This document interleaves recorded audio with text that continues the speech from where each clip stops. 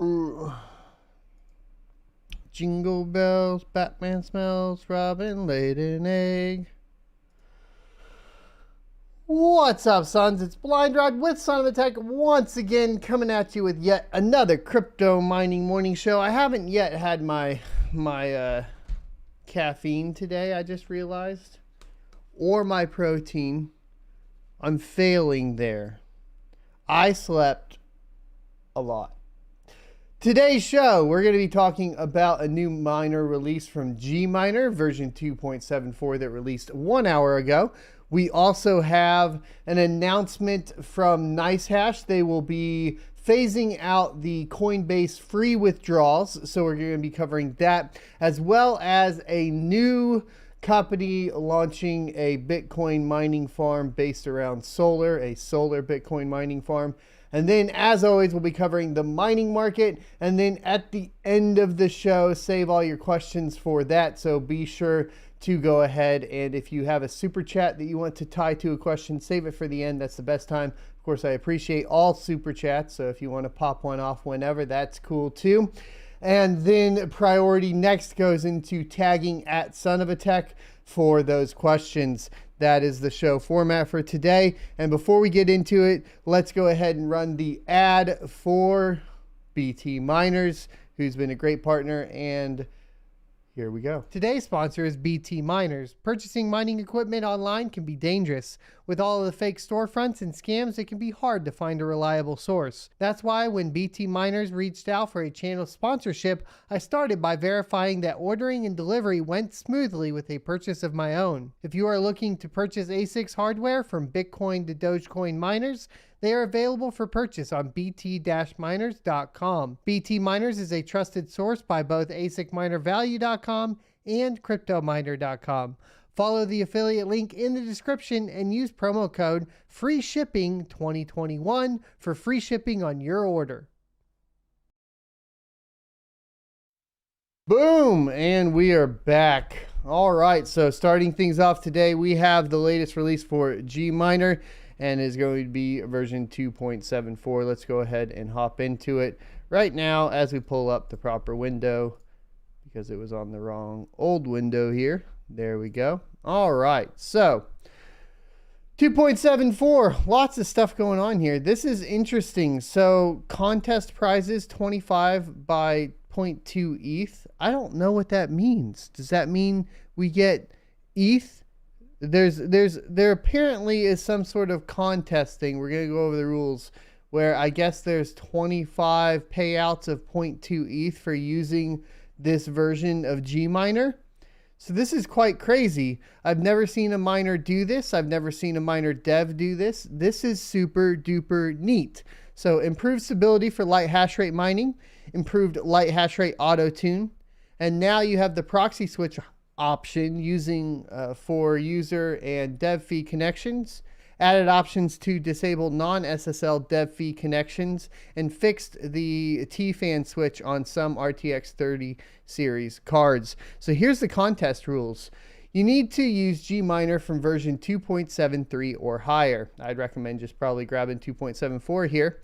For participation in contests, you need to run a miner with the contest flag, so the contest switch ETH wallet parameter accordingly, specifying a valid ETH wallet in the parameter, for example, contest wallet. So there you go.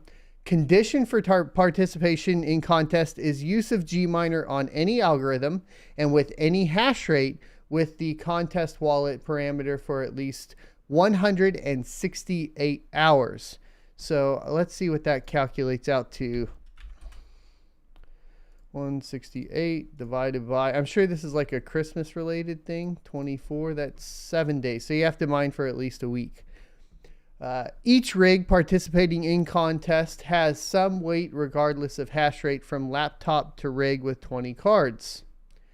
Miner notifies, so of hash rate from each rig participating in contest has same weight regardless of hash rate from a laptop rig to 20 cards. But is it, here's the question that I have, and I think this is the case, but I think it's the amount of rigs you have using Gminer as well. So It's not the amount of hash rate, but the amount of rigs. I don't know how I feel about that. I feel like I need to go split up all my rigs. Card here, card there, card there. Let's get some wins, boys. Miner notifies contest server every hour of continuous work. Server remembers number of hours worked and wallet for contest specified in the contest wallet parameter. User ID is set of hardware IDs. There is no point in running multiple copies of the miner in parallel on the same rig. This does not increase the chances of winning. But see, you still have a hardware ID. So if it is a specifically separate mining rig, I feel like, I don't know. I feel like it should be total hash rate, personally. But that's okay. This is how they're doing it.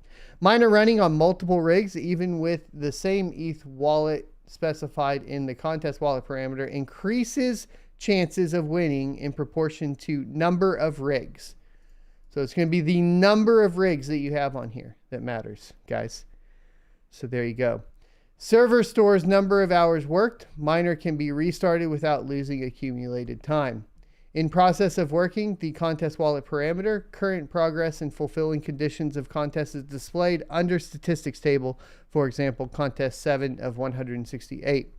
In order to become a participant in contest and fulfill the necessary conditions, period of time equal to a week is given, the 168 hours. So it'll show you if you've met it and you can switch off of it essentially. At the end of the contest, data about users, serial number, unique identifier, ETH wallet who have fulfilled all conditions are uploaded to numbered list and placed in public access. Winners are selected from public list of participants using online roulette in a live broadcast. Each of the winners is sent a certain amount of coins to the ETH wallet specified in the contest wallet parameter. Each participant can win unlimited number of times. Use the user ID switch option to get a unique ID of the rig. List of participants is periodically published in the Gminer talk group, which is right here, and it's listed on their page. And the prizes are 25. Basically, there's going to be 25 prizes of 0.2 ETH. And the start date is going to be on December 8th. And you need to have the 7 days of mining per rig completed by December 29th. Isn't that a cool little Christmas gift thing? I think that's pretty neat what they're doing here. I don't know what you guys think. Let me know in the comment section below, or of course in the live chat if you have questions about it. I'm still new to this. Hey, dev of Gminer too, if you want help with the live stream or anything like that, you want a guest member on there, let me know. I'd be happy to help. That sounds fun to me. Thanks for doing that for the community. So our next topic is going to be the Coinbase free withdrawals being phased out. And I know this is going to be disappointing for a lot of Nicehash users. Luckily, that's probably not a lot of us over here on the Son of a Tech channel, but let's go ahead and hop into it. So the Coinbase free withdrawals off-chain will be gradually phased out.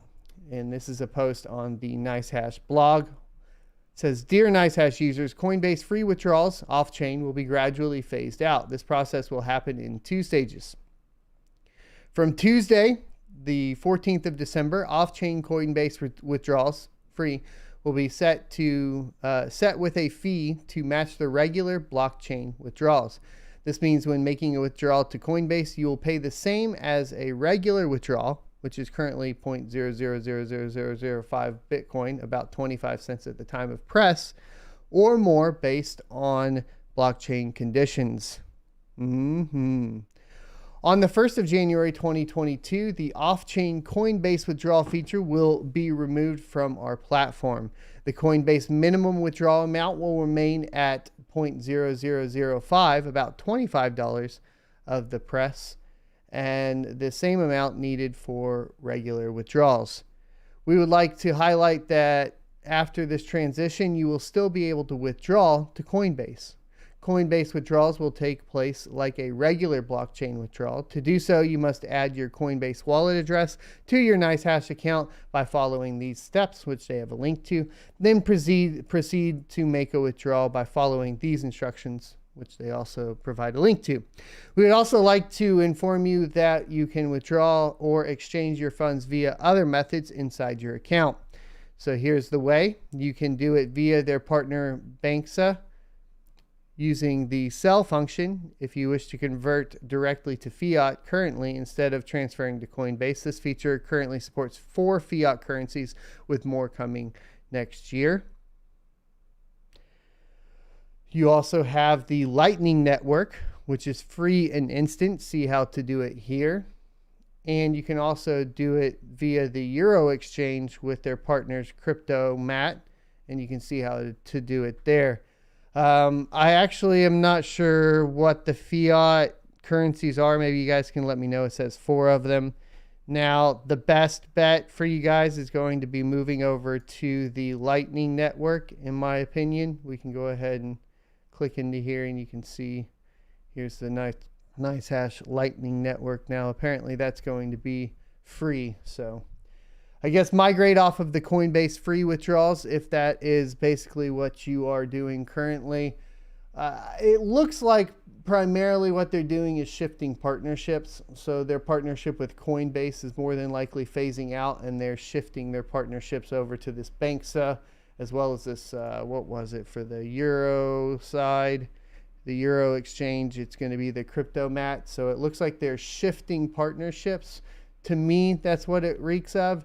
I don't know if like basically a contract ran out for Coinbase with Nicehash, and so they're not going to be supporting those free withdrawals. And then, of course, Coinbase wants to have like a cut of the transaction possibly. It's weird because they were all off-chain anyways, so it's not like there were any fees being done on the chain that were costing them any fees. So my assumption is none of those off-chain deals will be done, which means that they need to charge the fees because it would be recorded on chain. And I hate to say it, but I support that. I know for a lot of Nicehash users, they wouldn't possibly support that. Like you're going to be, having to pay fees to get out to Coinbase. But I would rather pay a fee or have users pay a fee on chain and it be recorded on chain via a public ledger, how crypto is supposed to work, than off chain like it was functioning previously, where basically 2 entities or 2 third parties at this point, right, for Nicehash and Coinbase to be basically manipulating that. So in my opinion, it's kind of a good thing. I understand for a lot of people it may not be considered a good thing because they'll have to be paying fees, but that's the reasoning behind it. Let's go ahead and talk about the final topic for today. We are blowing through topics though, I will say that. We do have this article from CoinDesk, and this is going to be Vivo Power subsidiary. Subsidiary. I got it. Don't worry about it. We can do this live. Caret to launch solar-powered crypto mining business. The new business is expected to eventually be spun off via an IPO. Vivo Power, so on NASDAQ it's VVPR, a sustainable energy service provider, plans to start a crypto mining business through its subsidiary, God dang it, Caret, which owns solar power projects throughout the U.S. The new business will be named Caret Decimal and will have the capability to mine cryptocurrencies including Bitcoin, Ether, and Litecoin, according to a statement on Wednesday. For the deal, Caret will continue an initial 206 MWDC of solar sites in Texas in exchange for $20 million of equity in Caret Decimal. The solar power site will be built over a 24-month period, and Vivo Power said it ultimately expects to spin off Caret Decimal via an initial public offering. Once fully operational, these sites are expected to have 4,398 petahash capacity, a fleet of 33,000 mining rigs, revenue potentially approximately $270 million per annum, with an EBITDA margin of approximately 87% based on forecast Bitcoin prices, the company said. Use of more sustainable energy sources to mine digital assets has been a topic within the industry as more miners move towards becoming carbon neutral. The Bitcoin Mining Council, an industry forum, estimated that the global mining industry had grown its sustainable energy mix to about 58% of the total in the third quarter of this year, up 3% from the second quarter. Vivo has operations in Australia, Canada, the Netherlands, UK, US, and the United Arab Emirates. Caret currently owns 38 solar projects in the US, totaling 1.2 GWDC. That's a lot. Ooh, I want all of it.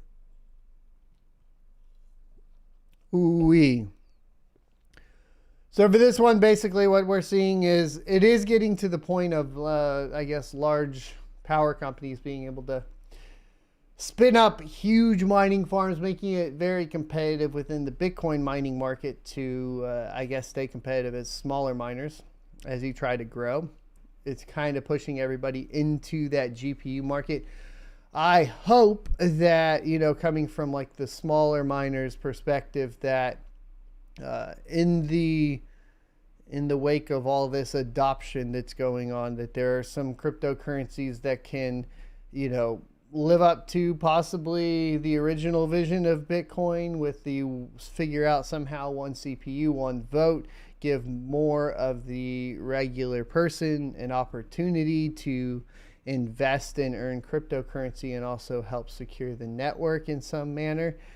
It does feel like, obviously, like all these huge companies coming in. I think we read about one last week that was 130,000 Bitcoin ASIC miners. Now this is talking about another 33,000 coming into play here in Texas too, which is where I'm at. So, I mean, I kind of assume Texas is going to get a ton of the Bitcoin mining infrastructure. What's interesting is how they're going to handle that with the power grid, because we do have issues in Texas with delivering the power, and that's going to be kind of interesting. Most of these companies, obviously, with something like Vivo Power, they're kind of self-sustained within their own little bubble. The other farms that are moving in, they're more than likely going to be negotiating direct off of the grid from the power company, not through some third party. But I do see that as a potential issue in Texas as it spins up, and we'll have to see where it goes from there, especially with the use of like wind and the problem of like wind turbines not working when they freeze and not working all the time. What we need in Texas is nuclear. All right. Can you get on that, Abbott? Thank you. Let's get into the mining market for today. I'm a little disappointed. I have 2 rigs down. So I got to go fix some rigs. I have 2 really big rigs down, actually. And so this happened, I guess, at like 2 a.m. while I was sleeping, something like that. And I would normally respond to the alert and go in right away, right, to get my rigs back up. That being said, right now I have a competition for jiu-jitsu on Saturday, and I need my sleep. So I've been turning off everything there and just sleeping a lot. So I slept right through it. We're going to have to go out and get it resolved, and hopefully we will get it up and running today. It means that I can't really tell you guys what our mining revenue is going to be, because our estimated daily is down to $320 US and 0.0721 ETH. I think it's up a little bit overall because that's still maintaining.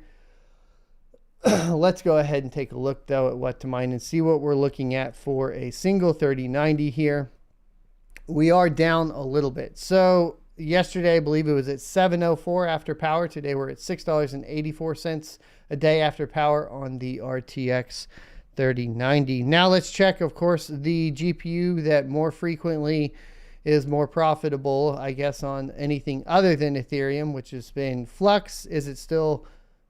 So yesterday it was more profitable on Ethereum. Ethereum has fallen out of grace today, and Flux has taken back over at $3.42 a day for the RTX 2080 Ti. An interesting note about that is, since we started the crypto mining channel, which has been going on 3 weeks now, we have only seen 3 days where Ethereum has been more profitable on the RTX 2080 Ti than Flux. So if you're running a 2080 Ti farm, not a bad thing to look into with Flux. Let's take a look at the 5700 XT. We are doing $3.36 a day on Ethereum after power, and then Firo is down to, or is up to, 192 a day. So there you go. We can basically move on from here and pop into, well, so we can always look at like the light hash rate models like the 3080 Ti, right? But for the most part, still Ethereum on everything else. The 2080 Ti has been the only kind of outlier as of late. I know a lot of people have been moving to solo mining. We may try to make a video on addressing some of those topics. I think like definitely for like home miners, it makes sense on a couple of the smaller projects. Mining pool stats. Let's see if we have any crazy difficulty increases in Bitcoin. It does not look like it. We're still at 22.34 T. Let's go ahead and look at Ethereum here. All right, so Ethereum still going up. Oh, we dropped a little bit. We dropped down from 12p to 11p.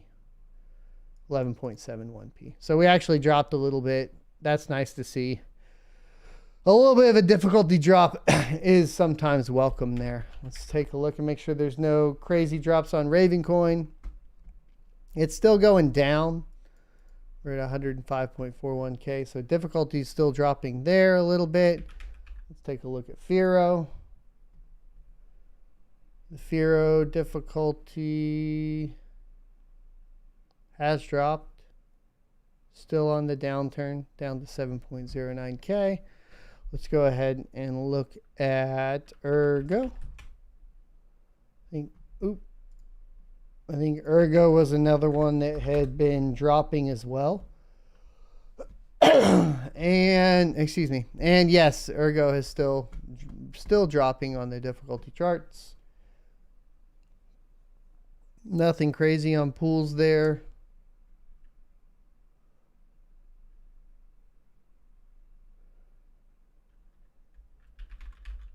I know there's been some people saying that they've been doing the Conflux solo mining. Nothing crazy there though either.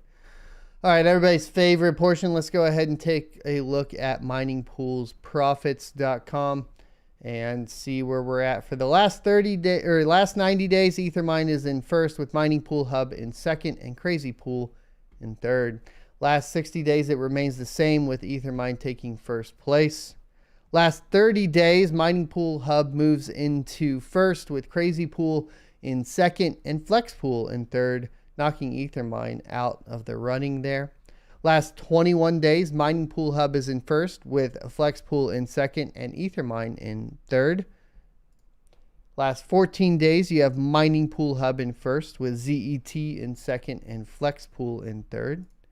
Last 7 days, you have ZET in first with Crazy Pool in second and Ethermine in third. And then the last 3 days, you have Crazy Pool in first with ZET in second and 2 miners in third.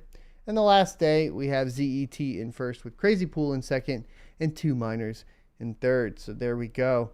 Finally, let's go ahead and look at anything ASIC related. And it still seems like everything looks the same. You're looking at the Goldshell KD5 for like the most profitable, in a Silicon A11, Antminer L7. We're going to go ahead and, of course, today's sponsor is VT Miners, so I will check and see if there's anything new.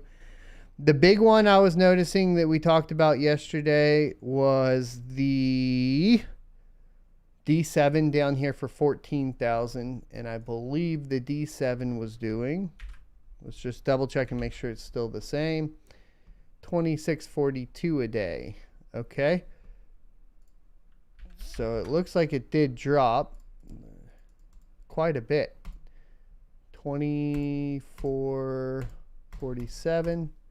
So that is way over a year. That's like a 500-day ROI. So the D7 is not looking as good as it did yesterday. Let's take a look at What was the other one? The Handshake, the HS5. 1711 for 8,300.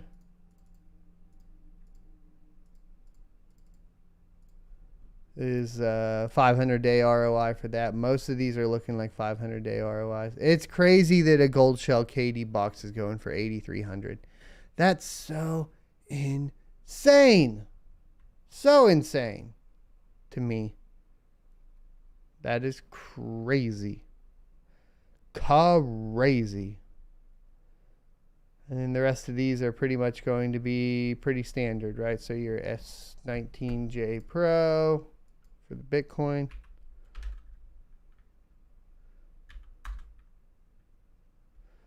Is doing 22 a day. And they're asking 13,000.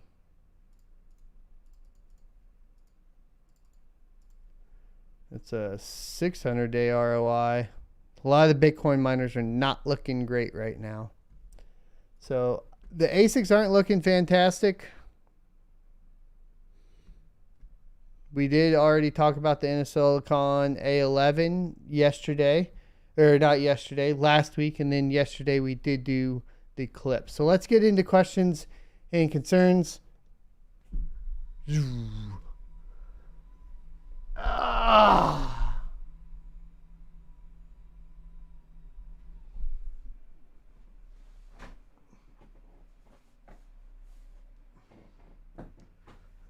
sat on my phone. All right, now we get to relax, sit down, sit back, relax, and answer some questions. Yes, today is December 8th. Halo Infinite has released. I'm going to try to play some tonight. Let's go ahead. And if you have questions, tag me or send a super chat, and that's how we will get through them today. All right. Hospitality tech video coming on Lightning Network. Free, probably not, because I'm not really a Nicehash channel. But we can talk about Lightning Network. That's always a good thing. Paul Doty says, at Scientific, can we shame what to mine into listing Cortex? I don't know, because they do have Cortex. That's the weird thing. So if you go to what to mine, I believe it's here.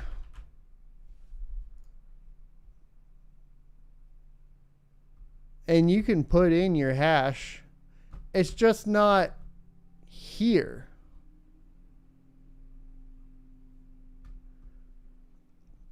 Weird, right? Kind of weird.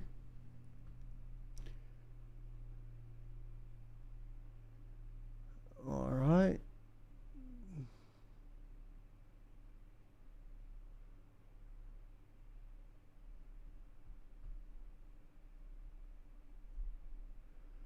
All right, so there's some questions surrounding the difficulty bomb. Which difficulty bomb are we talking about?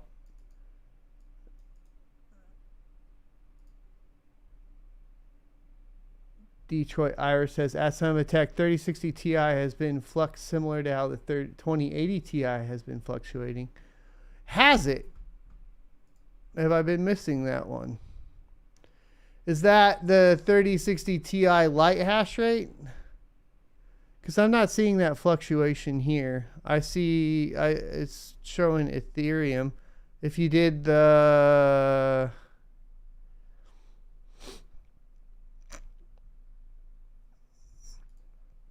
3060 Ti light hash rate, then you get flux ahead in Cerdo. But what's it saying? Yeah, that's right. That's about right on the hash rate. So the 3060 Ti light hash rate, flux is better on. Right? That's what I'm seeing. Jacob Burgess says, at Sunvatech, do you have any non-XT 5700s? Yes, most of mine are non-XT 5700s flashed with XT BIOSes, and they do hash the same as XTs. MF Spawn says, Son of a Tech, how long have you been doing jiu-jitsu? About 6 months. I'm a white belt. Crypto Tim says, at Son of a Tech, can you explain a little bit about the difficulty bomb coming and what it will do to profits later? Are you talking about the Ethereum difficulty bomb that they're going to diffuse so it doesn't matter? Like, what happens is they're going to diffuse the difficulty bomb to last to where it doesn't take effect until they move to proof of stake. That's how it works on Ethereum. They basically just like, that's why you can tell if they're going to delay longer if they keep pushing the difficulty bomb further out. Once the difficulty bomb goes off, it exponentially increases the difficulty on the network, which then makes the mining more and more or less and less profitable, right?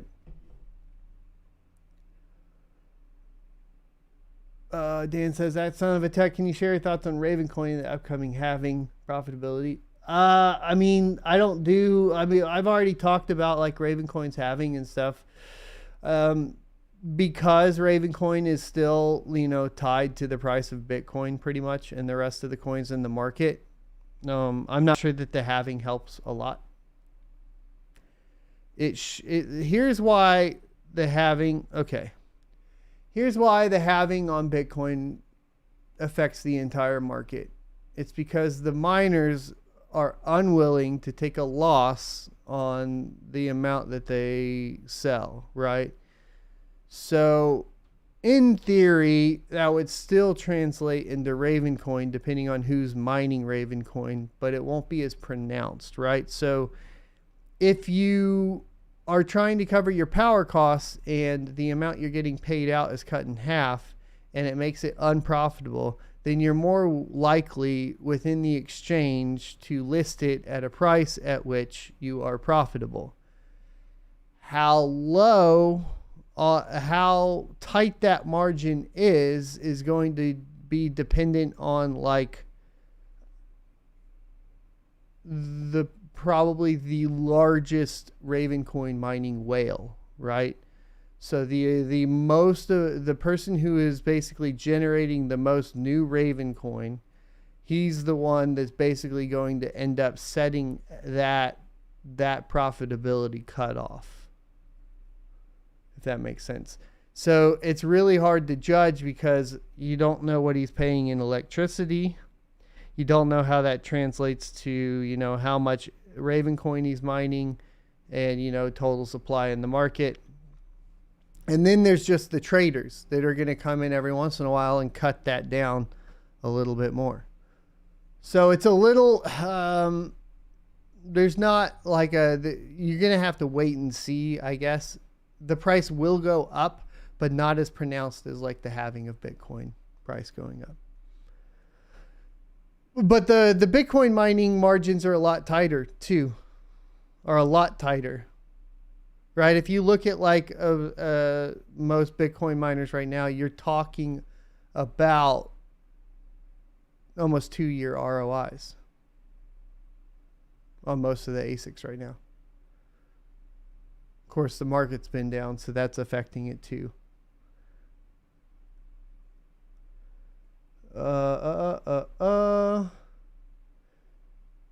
Killyfish says, is it more efficient to run 33090s or 12 6600s? So it depends, right? Like if you have a single motherboard that's going to run all 12 6600 motherboard or 6600 XTs, that would help. That being said, real quick calculation would be what? At the worst case, let's say like worst case, you're not getting them tuned in and the 3090s are at the worst performing ones I've seen are 320 watts. That's 960 watts. The worst performing 6600 XTs are like around 80, 90 watts. Let's just say 90 watts to be fair. It looks like you would actually be just a little bit more efficient on the 3090s. Where you would be more efficient would be popping down to the 6600s from the 6600 XTs. Now, that being said, you can get, if we're talking about best case scenario, 280 watts on the 3090 is going to put you at 840 watts. And 6600 XT. Hold on. I have to go like look at like the best 6600 XT I've gotten.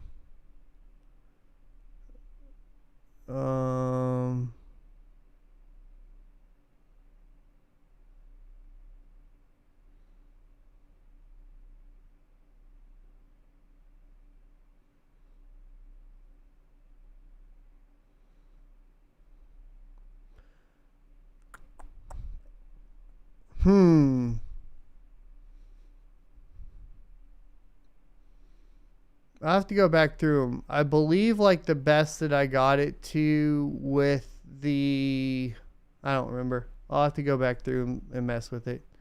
I was trying to do a quick search. It's not working. I obviously need to go back through and look at my 6600 videos.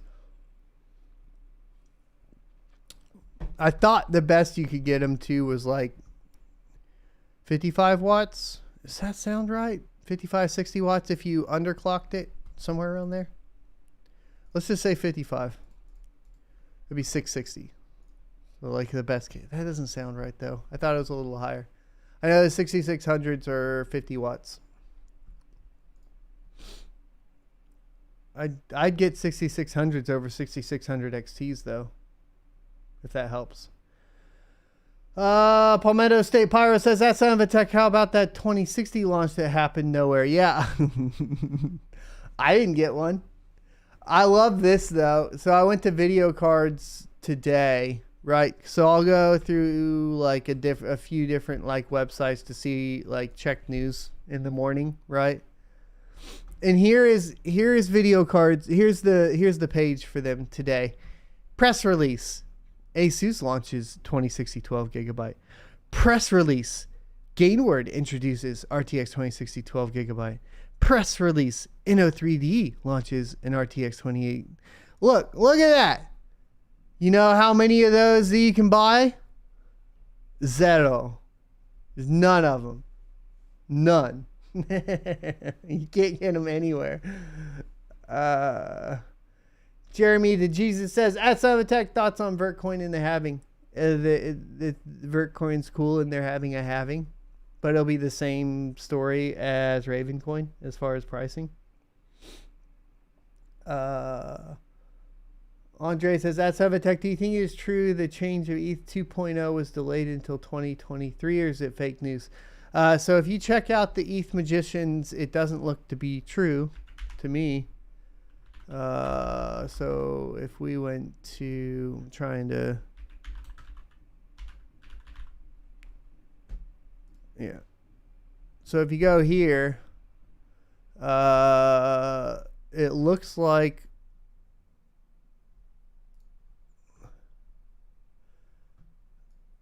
June 2022 still.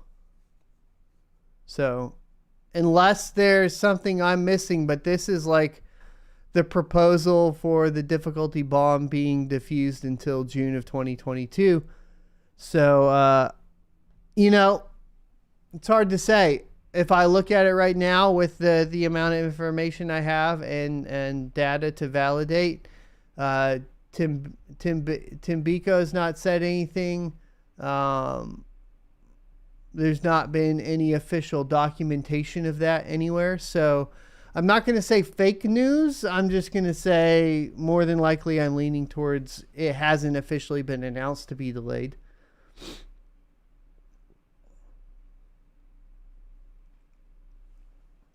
RD says, that's Tech. Any update on the BJJ first comp happened? No, it happens on Saturday. Things are going good. I hit the gym. Last week I hit the gym really hard. And this week it's like backing off. I'm doing a privates today. I'm doing a class in a privates today.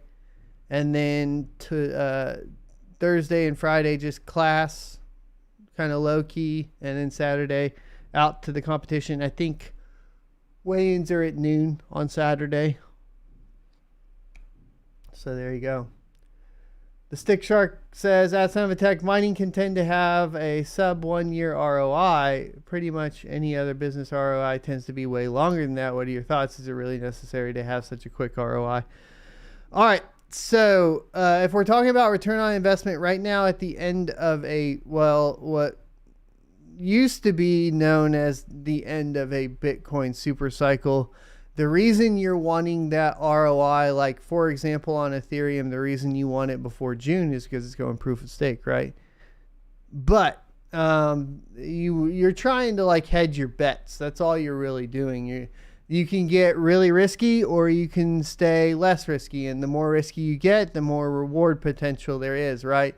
Like the miners that always did the best were the ones that were accumulating hardware during a bear market, and then they had all that hardware ready to go when the market took off. And when you're looking at the market being in a bull run, your ROI should just inevitably be lower, because you are going to be talking about trying to survive a bear market, right? So it's a little bit different. You do have a long, like it's a long game, like a traditional business, right? Like you're trying to average all those numbers out, because your ROI in, let's say March, April, May, June, whatever of, let's say 2018, when the market dipped and then you had to wait all the way, till 2020, you had 2 years of really bad profits, even to the point to where, going into the negative of spending more money on power at certain points. So so when we talk about ROI being like a year or needing to be lower, right now, the two factors, like I said, is ETH moving proof of stake, which is one of them, right? Ideally, to stay as safe as possible, you'd want to ROI on the equipment before ETH went to proof of stake, just because it's the most profitable proof of work coin. But also taking into account that we will be more than likely, if we follow the typical Bitcoin super cycle, which I'm not necessarily sure that we are going to anymore. I have reasons for that we've discussed in other videos, but surrounding, of course, the current state of just the world and the economy, right? It could be completely different this time. But if you were to, then you would want to be trying to ROI before you basically are having to risk paying more money out in power than you are making off of the equipment.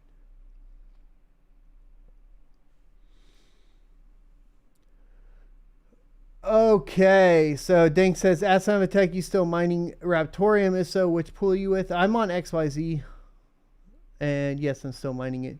John Lemon says, at Sinovatech, do you anticipate a long bear market like 2018 to 2020 after proof of stake? So we could see something that's a little bit different, right? And I don't know what happens because I can't predict it, but we do have other proof of work GPU mineable coins out there. Obviously the profitability is much lower.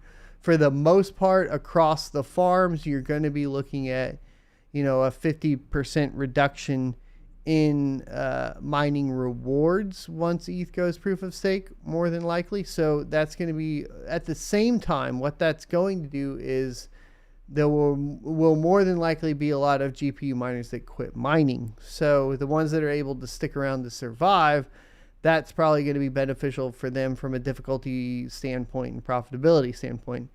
The other things that we have to take into account as far as that goes, like I said before, is going to essentially be the fact that, we've printed a ton of the US dollar. The value of the US dollar is going down.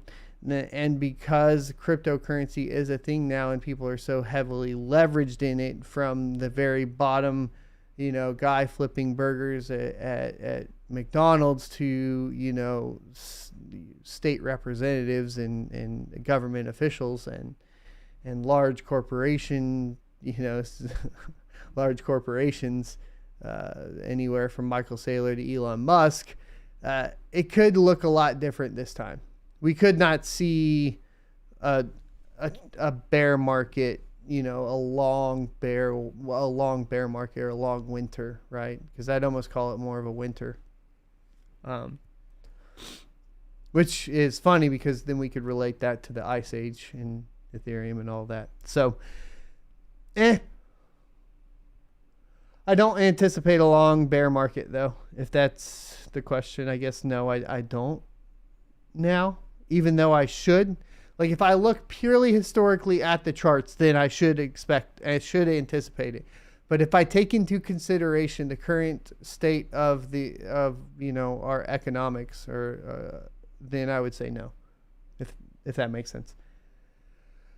At Son of a Tech with an RTX 8006 gigabyte, what should I mine? I don't have one of those. Yeah, so unless I get one, I can't really tell y'all. Or see any. I haven't even seen them in the wild. Has anybody seen them in the wild? Have I missed it?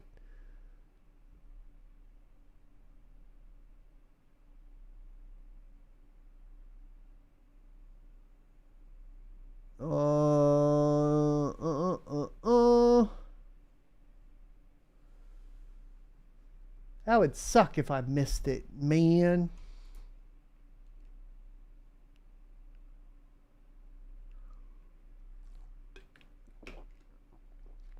Man, it sucks that I have 2 rigs down. I gotta get out there.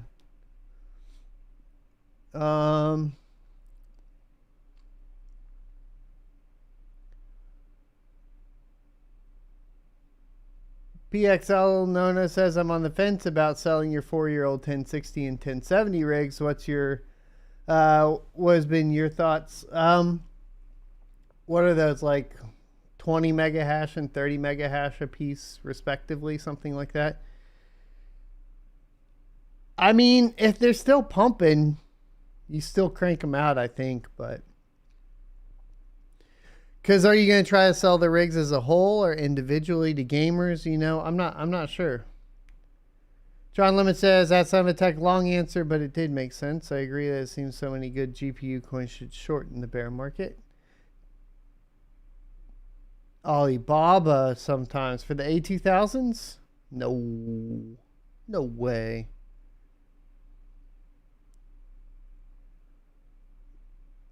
I don't think you would ever get it from Alibaba.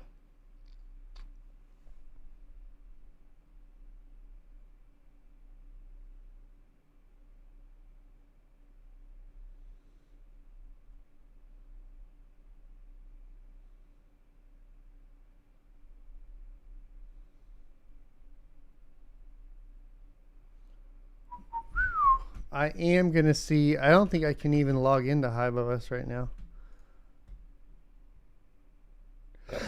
No! I'm curious. There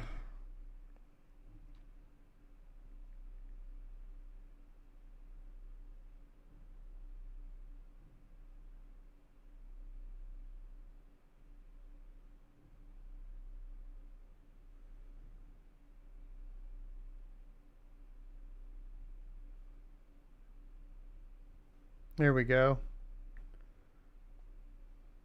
So my largest rig is offline. Oh, and the phone's dead. I think I will call it quits early today to go run up to the farm before I head to jiu-jitsu, because I'm a little worried that I have 3 mining rigs down and I'm not sure why. So I'm going to run up there and get going. Thanks everybody for the questions and comments. Obviously, if you're a GPU miner, you know that if you have 3 rigs down, you're kind of freaking out about that. So I have like 8. One of them's the 850 mega hash one. So I need to go see what's going on. I'll catch you guys later. Be sure to leave a like, comment, and subscribe down below. All that good stuff. We'll be back tomorrow with more at 9:45 Central Standard Time to 10:45 Central Standard Time. I'll see you next Tuesday.